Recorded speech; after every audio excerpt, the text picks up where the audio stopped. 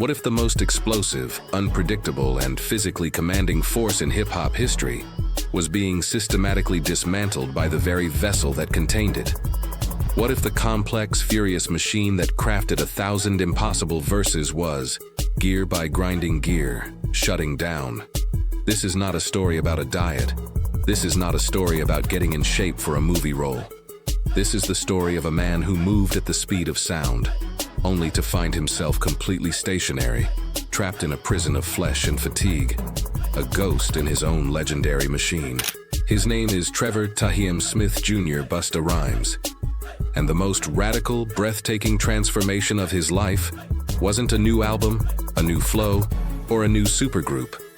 It was the complete and total demolition and subsequent resurrection of the physical body that carried one of the most iconic voices ever recorded. This is the story of how the Hurricane learned to build an eye. For over 2 decades, the world witnessed the phenomenon, the boundless, chaotic, seemingly inexhaustible energy that defied all known laws of physics and physiology. The wild-eyed, rapid-fire delivery that wasn't so much rapping as it was a seismic event, a lyrical tsunami that left devastation and awe in its wake. We saw the persona, a figure larger than life itself, a whirlwind of colorful kufis, flying dreadlocks, and limbs moving in 100 different directions at once. He wasn't just a performer.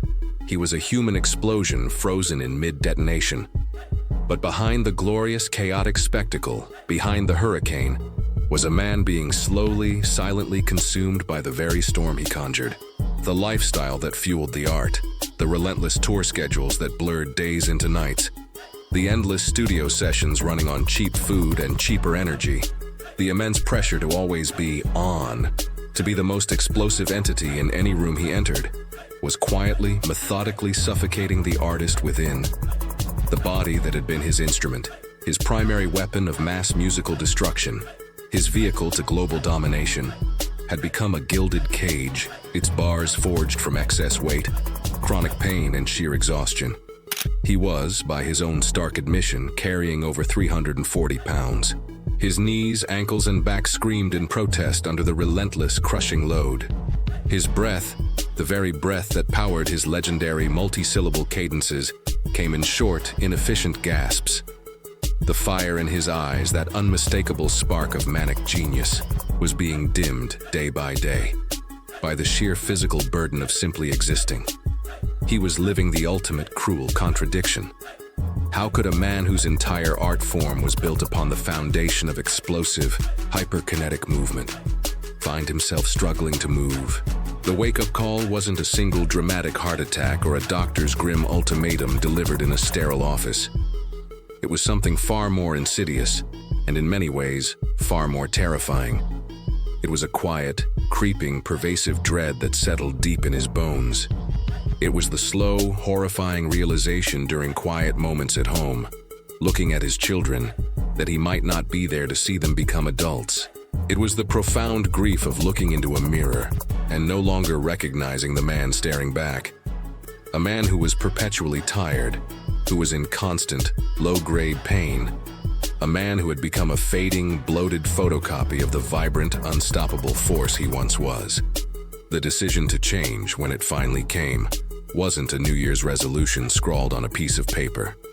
It was a surrender. It was the humbling, terrifying, and ultimately liberating admission that the Hurricane could not sustain itself indefinitely. To save the artist, he had to save the man.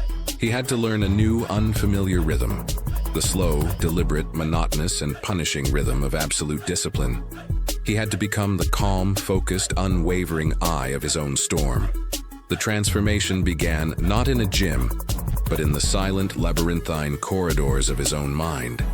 Because for Busta Rhymes, the body had always been merely an extension of his indomitable will. He first had to reframe the entire concept of strength. It was no longer about being the loudest, the fastest, the most visibly explosive presence in the room. True strength, he discovered, was found in the silent, solitary victory of a 5 a.m. alarm clock. It was in the quiet, daily decision to choose water over a sugary drink.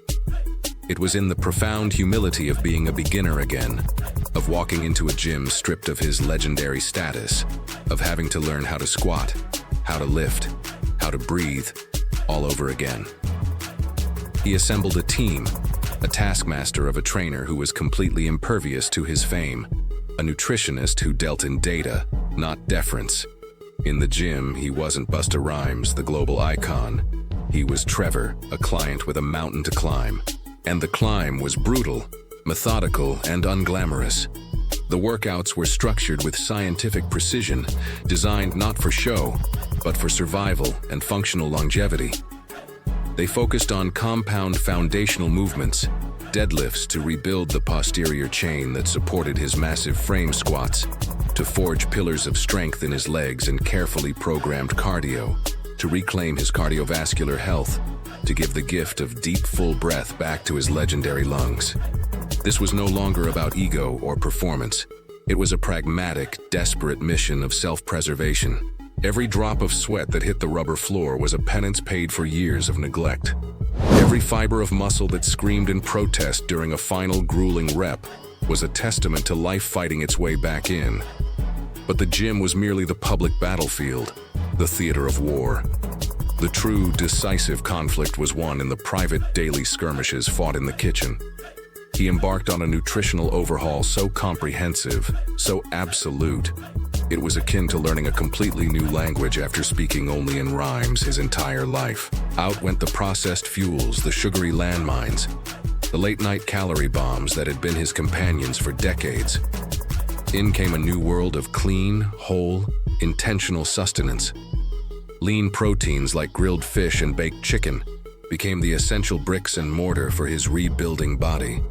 Complex, slow-burning carbohydrates from sweet potatoes, quinoa, and brown rice became his sustained energy source, replacing the fleeting, destructive spikes of sugar. He flooded his system with green, leafy vegetables, turning his internal environment from a toxic, inflammatory swamp into a clean, alkaline garden. He learned with painstaking effort to eat for pure function and cellular repair, not for fleeting comfort or emotional solace. This was, perhaps, the greatest and most relentless test of his willpower. The man who had the financial means and social access to any culinary delight on the planet now found his most profound power in the simple, disciplined, and deeply unsexy act of saying no. He was reprogramming a lifetime of deeply ingrained habits, of emotional connections to food, one meticulously prepared, clean meal at a time. And then, somewhere in the grind, amidst the soreness and the hunger and the monotony, something miraculous began to happen. As the physical weight began to melt away, an astonishing, life-altering 100 pounds and more, a different, heavier kind of weight was lifted from his soul. The mental fog that had clouded his thoughts and dampened his creativity for years began to evaporate, like morning mist under a rising sun.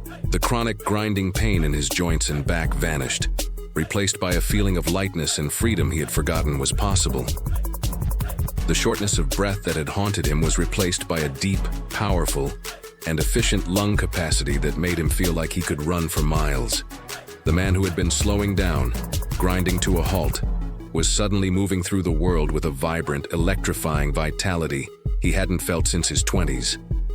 But this metamorphosis was about so much more than just a shrinking waistline. This was a profound and total reconnection of his mind, body, and spirit. The discipline required for the physical grind began to bleed into every other facet of his existence. He found a new laser-sharp focus in the recording studio.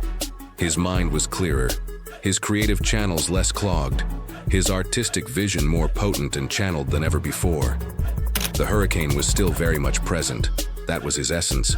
But now it had a calm, powerful, controlled center from which he could direct the storm with precision, intention, and devastating power.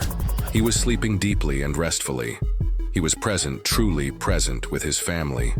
He was, for the first time in a very long time, not just existing within his own skin, but thriving in it, joyful and at peace within it.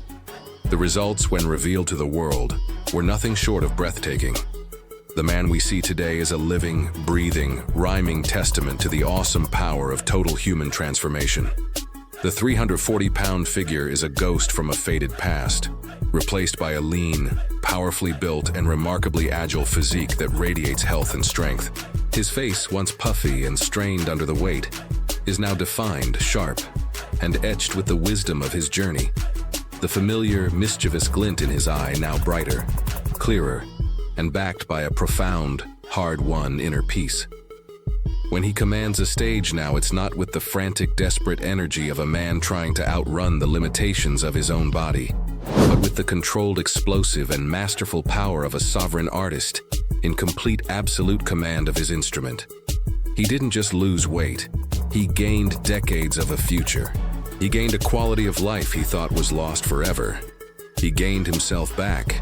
So the next time you see him, whether he's tearing through a complex verse with that iconic tongue-twisting rapid-fire flow that defined an era, or simply standing in a photograph with a quiet, powerful, and unshakable confidence, understand what you are truly witnessing.